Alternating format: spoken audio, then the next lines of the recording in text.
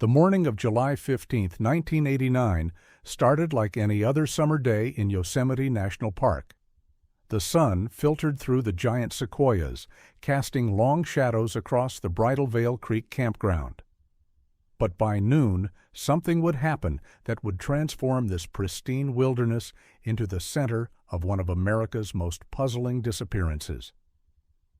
6 members of the Morrison family would vanish without a trace, leaving behind a campsite so perfectly preserved that it seemed frozen in time.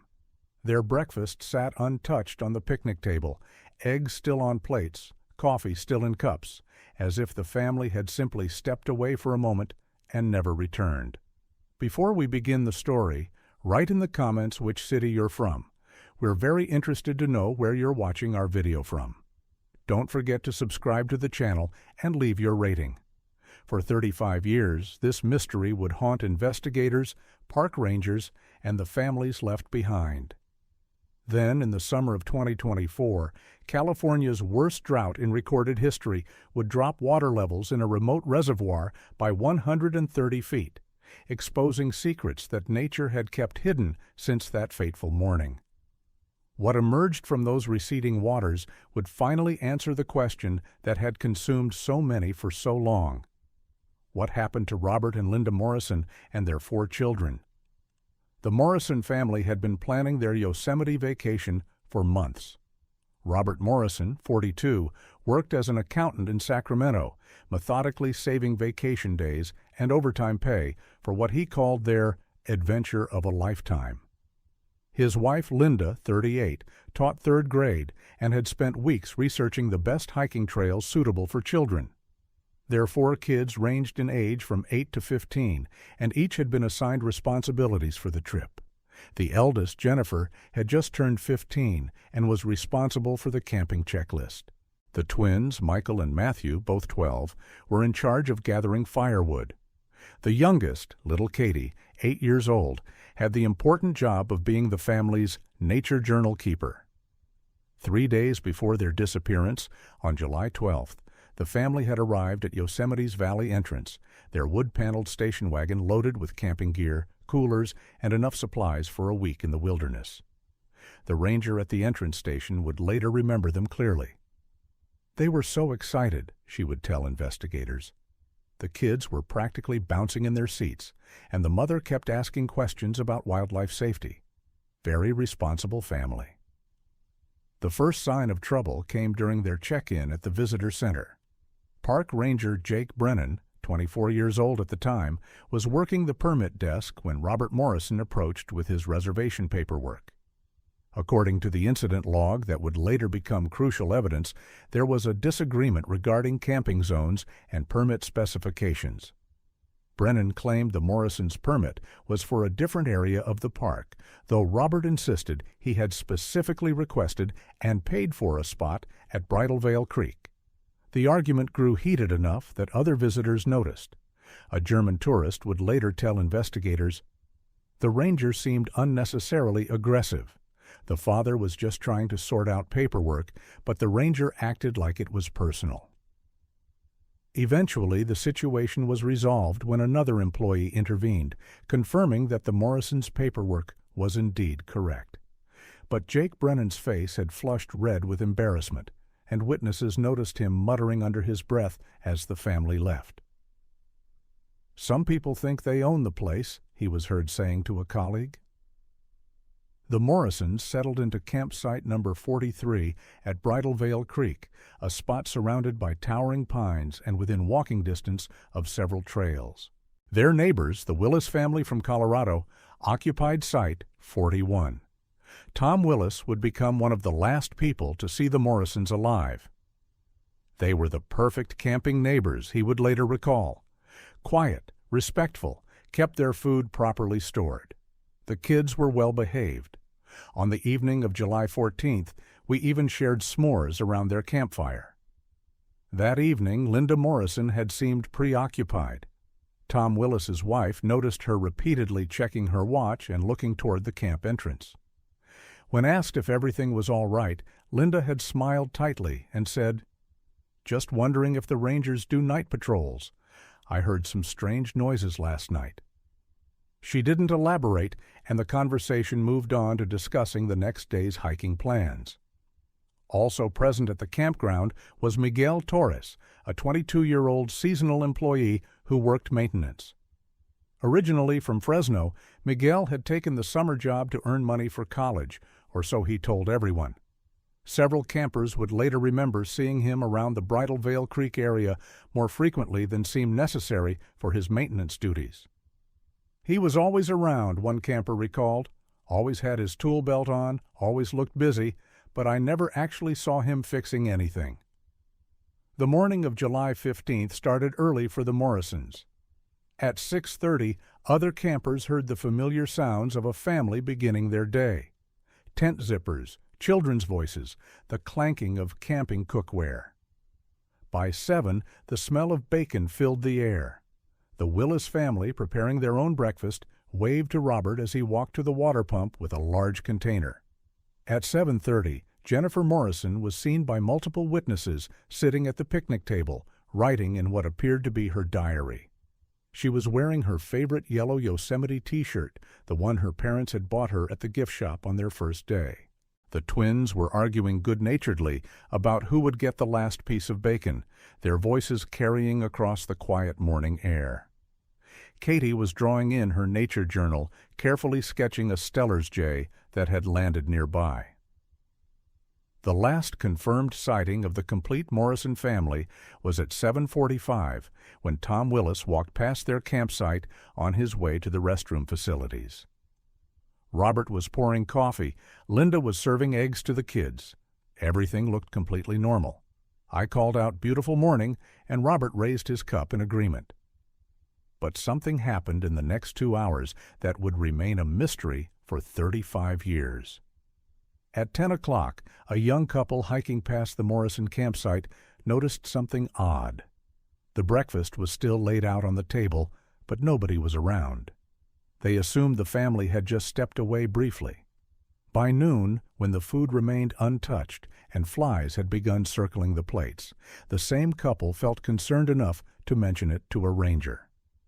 That ranger was Sarah Chen, just 19 years old, working her first summer as a volunteer coordinator. She would later become instrumental in organizing the search efforts, though at the time she seemed like nothing more than an eager, helpful young woman who wanted to prove herself. Sarah approached the Morrison campsite at approximately 12:30. Her official report, filed that afternoon, noted the unusual state of abandonment and the fact that all the family's belongings appeared to be present, including wallets, car keys, and Linda Morrison's prescription medications. "It was eerie," Sarah would tell investigators years later. "Everything was perfect, too perfect, like they had just vanished into thin air. The car was still there, keys in the cup holder. Robert's wallet was in the tent, Linda's purse hanging on a camp chair. Even the kids' Game Boys were still there, and what kid leaves their Game Boy behind?" The initial search began at 2 in the afternoon, after Tom Willis officially reported his concerns to the ranger station. Jake Brennan was one of the first responders, arriving at the campsite with what witnesses described as surprising speed. "He seemed to already know exactly where to look," one searcher would later note. While the rest of us were getting organized, he immediately headed toward the lower trails, like he had a specific idea. Miguel Torres also joined the search efforts, volunteering even though it was supposed to be his day off. He appeared particularly anxious, several people noticed, constantly checking his watch and making frequent trips back to the ranger station to check for updates, though no updates were expected that early in the search. Sarah Chen took charge of coordinating the volunteer searchers with remarkable efficiency for someone so young. She divided the search area into grids, assigned teams, and established communication protocols. "She was amazing," one volunteer would remember. "So organized, so caring. She even made sure we had water and snacks for the searchers. You could tell she really cared about finding that family." As the afternoon wore on, the search expanded. Dogs were brought in, helicopters buzzed overhead, and dozens of volunteers combed the trails. But they found nothing. Not a single trace of the Morrison family. No dropped items, no footprints off the trail, no signs of struggle. It was as if they had simply ceased to exist. One detail that would later prove significant was barely noticed at the time.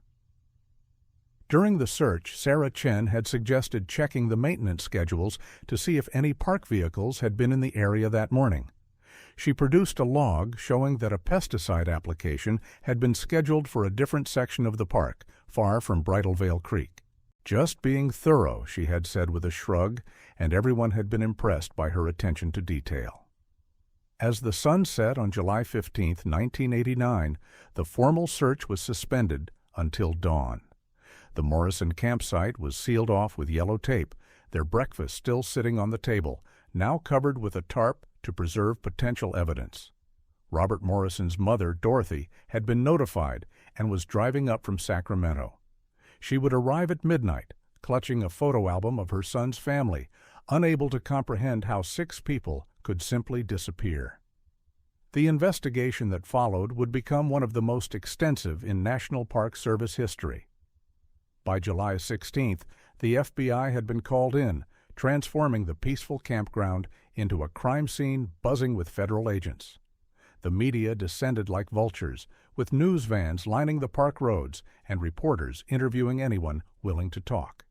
The headline, "Family of 6 Vanishes in Yosemite," dominated newspapers across the country.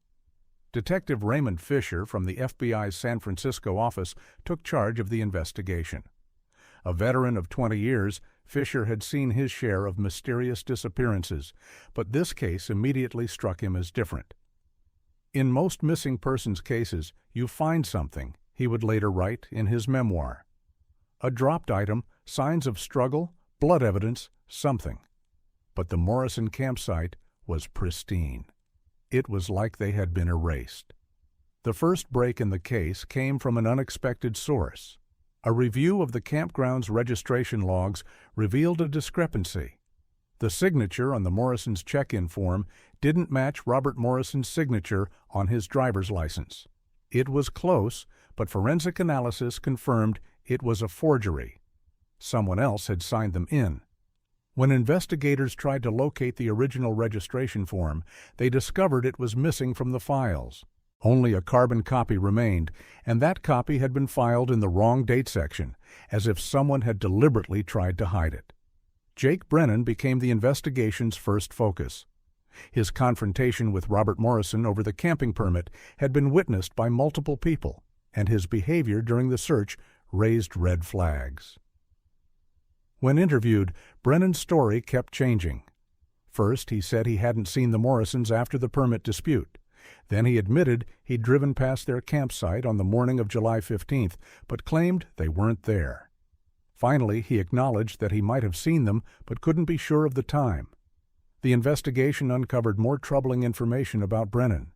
He had been disciplined twice for aggressive behavior toward campers, though the incidents had been minor enough to avoid termination. A search of his ranger cabin revealed something more concerning: a notebook containing detailed observations about various camping families, including the Morrisons. The entries were dated before their arrival, suggesting he had been researching them through the reservation system. July 10th. Morrison family, site 43. Sacramento accountant, 4 kids. Probably wealthy. Type who complains about everything, read one entry. Another, dated July 14th, was more ominous. Saw Morrison at the store, still acting superior. Someone needs to teach people like that a lesson. When confronted with the notebook, Brennan's lawyer advised him to stop talking. But the damage was done. Public opinion had already convicted him. The media painted him as a disgruntled ranger who had snapped, possibly killing the family and hiding their bodies somewhere in the park's vast wilderness. But then Miguel Torres entered the picture in a way nobody expected. On July 20th, 5 days after the disappearance, a gas station owner in Fresno called the police. He had been watching the news coverage and recognized the Morrison station wagon. "I'm sure it was their car," he insisted. "I remember because it had that wood paneling and a Yosemite sticker. But here's the thing. It wasn't the family driving it.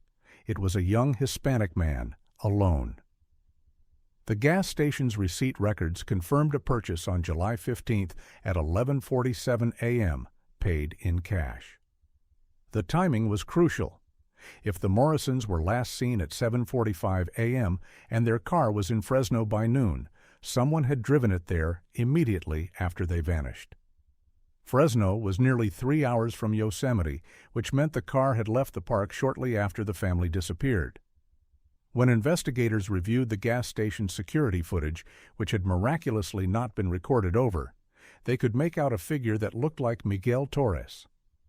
When they fingerprinted the Morrisons' car, which had been found abandoned in a Fresno parking lot, they found Miguel's prints on the steering wheel, gearshift, and door handle. Miguel's story began to unravel quickly. He claimed he had found the car abandoned on a park service road and had taken it for a joyride, planning to return it. But this made no sense. Why would the Morrisons' car be on a service road? And why would Miguel risk his job for a joyride in a family station wagon? Further investigation revealed Miguel had connections that nobody had suspected. Phone records showed multiple calls to numbers associated with drug trafficking operations that ran through the park. The theory emerged that Miguel had been using his maintenance job as cover to assist in moving drugs through Yosemite's remote areas. Perhaps the Morrisons had seen something they shouldn't have. Sarah Chen, meanwhile, had become something of a local hero. She worked tirelessly coordinating search efforts, even as weeks turned into months with no sign of the family. She organized fundraisers for extended searches, coordinated with missing persons organizations, and served as liaison between the family and investigators. Dorothy Morrison, Robert's mother, would later say, "Sarah was our angel. When everyone else had given up, she kept searching, kept us believing we'd find answers." But careful observers noticed odd patterns in Sarah's behavior. She always seemed to direct search efforts away from certain areas, particularly the park's water treatment facilities. When one volunteer group wanted to search near the old reservoir, Sarah redirected them, saying the area had already been thoroughly checked. Records showed it hadn't been searched at all. The investigation also uncovered a troubling detail about the morning of July 15th. Park maintenance records showed that a pesticide application had been scheduled for the Bridal Veil Creek area, not the distant location Sarah had indicated. The pesticide in question was a restricted substance, banned for use in most applications due to its toxicity. The purchase order for this chemical bore Sarah Chen's signature, though she claimed someone must have forged it. As summer turned to fall, the investigation stalled. The FBI had 3 suspects, but no bodies, no clear crime scene, and no definitive evidence. Jake Brennan had motive and opportunity, but no physical evidence linking him to the disappearance. Miguel Torres had clearly been involved with the car, but insisted he knew nothing about what happened to the family. Sarah Chen seemed above suspicion, the helpful volunteer who had done everything possible to find the Morrisons. The case grew cold. Years passed. Jake Brennan left the Park Service and moved to Oregon. Miguel Torres was arrested on drug charges and served 5 years in prison, but never admitted to knowing anything about the Morrisons. Sarah Chen, surprisingly, stayed in Yosemite, eventually becoming a full ranger and then an environmental specialist. She earned commendations for her work protecting the park's water resources, becoming known as a fierce advocate for environmental protection. Dorothy Morrison never gave up hope. Every year on July 15th, she returned to Yosemite, to Campsite 43, and held a vigil for her lost family. Local news would cover it for the first few years, then only on significant anniversaries. The 10th year, the 20th, the 25th. Each time, Sarah Chen would be there, holding Dorothy's hand, promising they would never stop looking. In 2010, a new development briefly rekindled interest in the case. A hiker found a child's Game Boy in a remote area of the park, weathered but still identifiable. The serial number matched one belonging to Michael Morrison. But the location made no sense. It was found 15 miles from the campsite, in an area the family couldn't have reached on foot in the time they had been missing. How had it gotten there? Sarah Chen led the renewed search effort in the area where the Game Boy was found. Once again, nothing else was discovered. It was as if the Game Boy had been dropped from the sky. Some investigators theorized it had been carried there by animals, others that it had been deliberately placed to mislead the investigation. But by whom? And why wait 21 years? The case might have remained unsolved forever if not for California's devastating drought of 2024. As water levels dropped across the state, revealing ghost towns and forgotten structures, park workers monitoring the old Hetch Hetchy Auxiliary Reservoir noticed something unusual. A vehicle had become visible in what had been 40 feet of water, now exposed as the reservoir dropped to historic lows. On August 3, 2024, exactly 35 years and 19 days after the Morrison family vanished, a Park Service dive team pulled a 1987 Oldsmobile Custom Cruiser from the mud. The license plate, though corroded, was still readable, 2 GAT 123. It matched a second vehicle the Morrisons had registered, but which investigators had assumed was back in Sacramento. Nobody had thought to look for a second car. Inside the vehicle, investigators made a discovery that would finally begin to answer the 35-year mystery. A cassette tape, preserved in a waterproof container, was found under the passenger seat. When technicians carefully restored and played it, they heard the voices of children singing camp songs. But in the background, barely audible, was an adult voice that didn't belong to Robert or Linda Morrison. The voice on the tape would change everything investigators thought they knew about July 15, 1989. Audio specialists enhanced the recording, isolating the background conversation. What they heard sent chills through the investigation team. It was Sarah Chen's voice, young but unmistakable, saying, "Just drink this, you'll feel better. It's just minerals from the spring. Everyone drinks it." The timestamp on the recording from the tape player's internal mechanism showed 8:47 a.m., July 15, 1989. This discovery prompted investigators to revisit every piece of evidence with fresh eyes. The pesticide purchase order that Sarah had claimed was forged underwent new analysis. Modern forensic techniques not available in 1989 confirmed that the signature was indeed Sarah's, matching pressure patterns and microscopic writing characteristics from her other documents from that period. The pesticide in question, an organophosphate compound banned for general use, had been ordered in quantities far exceeding what would be needed for any legitimate park maintenance. Detective Patricia Morse, who had inherited the cold case in 2020, immediately recognized the significance. Organophosphate poisoning can cause confusion, disorientation, and eventually respiratory failure, she explained to her team. In small doses, victims might feel sick and seek help. In larger doses, they might become confused and compliant, easy to lead away from safety. The investigation reconstructed what likely happened that morning. Sarah Chen, in her role as volunteer coordinator, had access to areas of the park that regular visitors didn't. She had been experimenting with illegal pesticides to deal with an insect problem near the campgrounds, trying to prove herself worthy of a permanent position. But she had made a terrible miscalculation with the concentration and application method.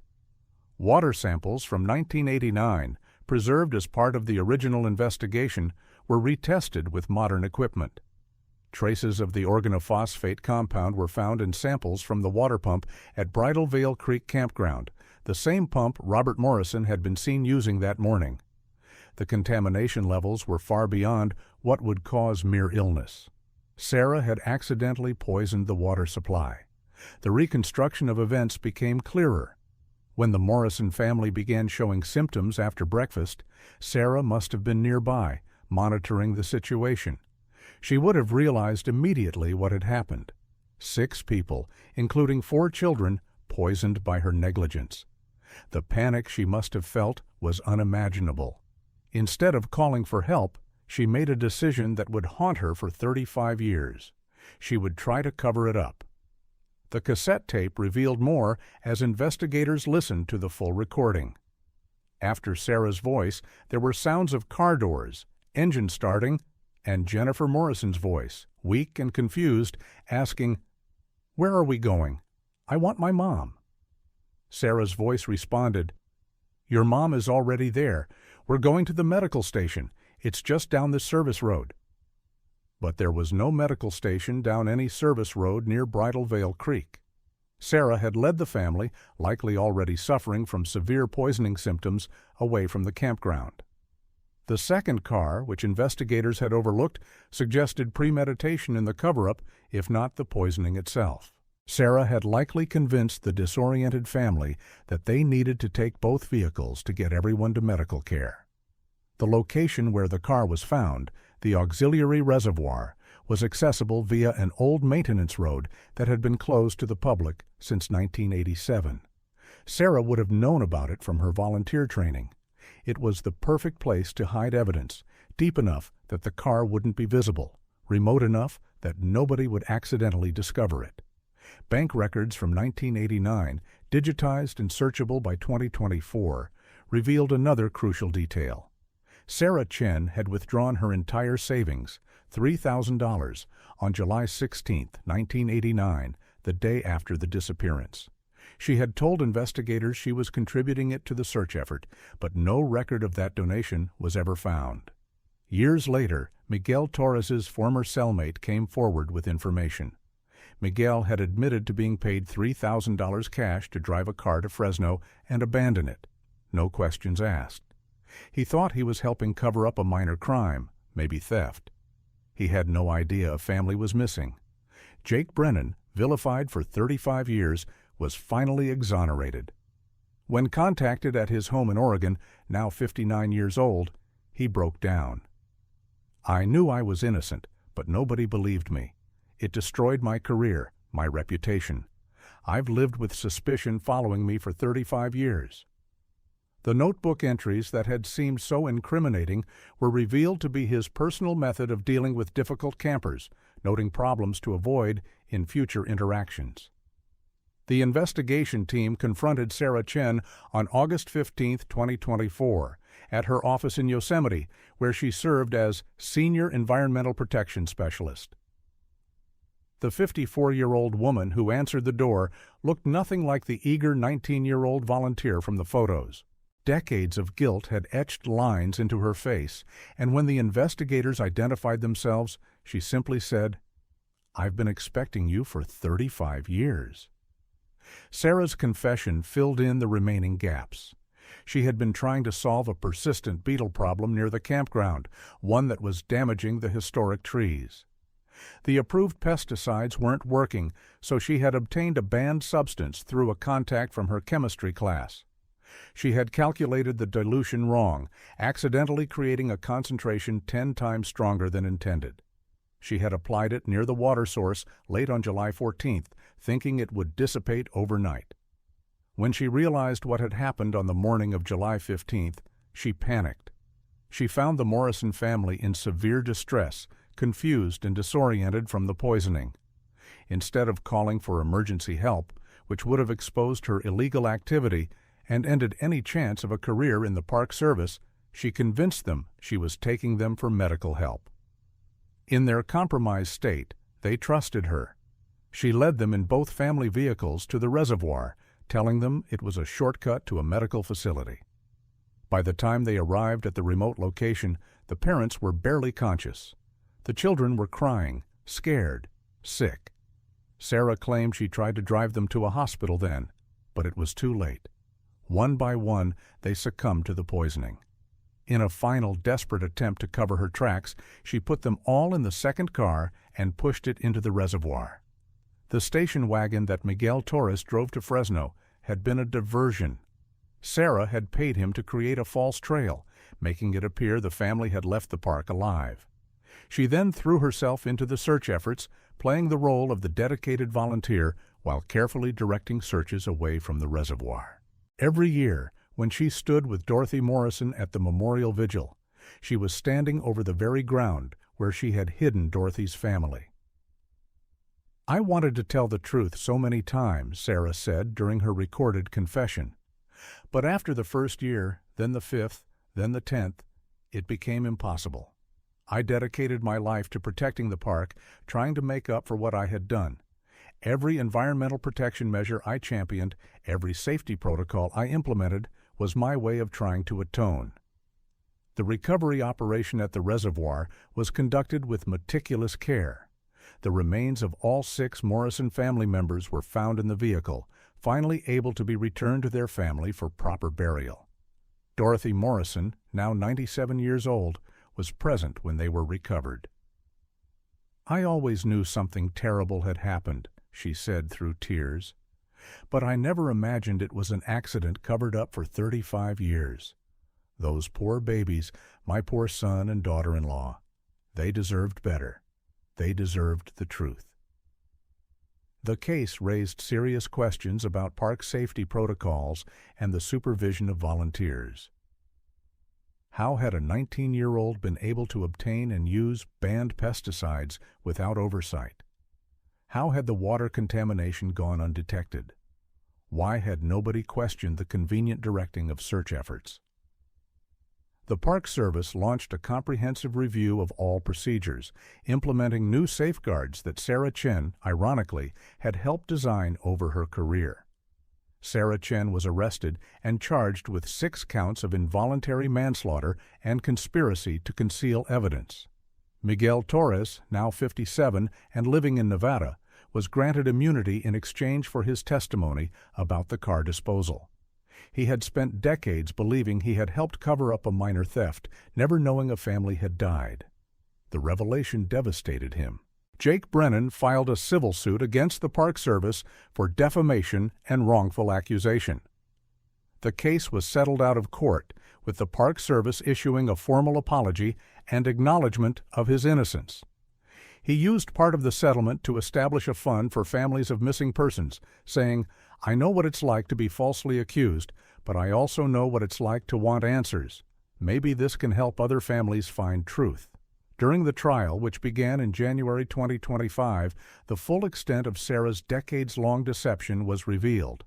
She had kept detailed journals documenting her guilt and rationalization. Entry after entry showed a woman tortured by her actions but unable to confess. "Today marks 15 years, one entry read. "I stood with Dorothy at the memorial. She thanked me for never giving up hope. I wanted to die." The prosecutor argued that while the initial poisoning might have been accidental, every action afterward was deliberate. The cover-up, the misdirection of searches, the yearly charade of memorial vigils, all of it was calculated to preserve Sarah's career and freedom. The defense argued that Sarah was a teenager who made a terrible mistake in a moment of panic and then felt trapped by that decision for decades. The jury deliberated for 3 days. When they returned, they found Sarah Chen guilty on all counts. The judge, considering her age, her decades of otherwise exemplary service, and the accidental nature of the initial poisoning, sentenced her to 25 years in prison with the possibility of parole after 15. Sarah stood stoically as the sentence was read, finally facing the consequences she had avoided for 35 years. In a final twist, Sarah's environmental work over the decades had actually saved lives. The water safety protocols she had implemented prevented at least 3 potential contamination incidents. The pesticide ban she had championed protected countless visitors from exposure to dangerous chemicals. It was a bitter irony that her guilt had driven her to become one of the park's most effective safety advocates. Dorothy Morrison lived to see justice served, passing away peacefully just weeks after the trial concluded. In her final interview, she said, "I forgive Sarah Chen, not for her sake, but for mine. Carrying hatred for 35 years is too heavy a burden. My family is at peace now, and so am I." The Morrison case fundamentally changed how national parks handle both missing persons cases and environmental safety. The Morrison protocols, implemented nationwide, require immediate water testing when campers show signs of illness, mandatory oversight for all pesticide use, and regular audits of volunteer activities. No family should ever disappear because someone was too afraid to admit a mistake. The Bridal Veil Creek Campground was renamed Morrison Memorial Campground. A plaque at Site 43 reads, "In memory of the Morrison family, Robert, Linda, Jennifer, Michael, Matthew, and Katie. Lost July 15, 1989. Found August 3, 2024. May truth always prevail over fear."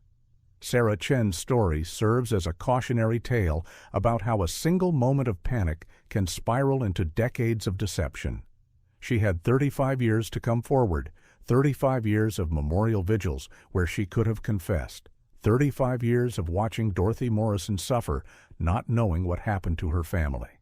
Instead, she chose self-preservation, transforming from an accidental killer into a deliberate deceiver. The drought that revealed the truth was seen by many as divine intervention, nature itself refusing to keep Sarah's secret any longer. Climate scientists noted it was the lowest water level in the reservoir's history, a 1-in-1,000-year event. If not for that specific combination of factors, the Morrison family might have remained hidden forever. Today, the case is studied in criminal justice programs as an example of how cover-ups can compound tragedies. The initial accident, terrible as it was, could have been addressed with emergency medical care and honest accountability. Instead, 6 lives were lost, 3 others were wrongly suspected, and countless people suffered for 35 years because one person chose deception over truth.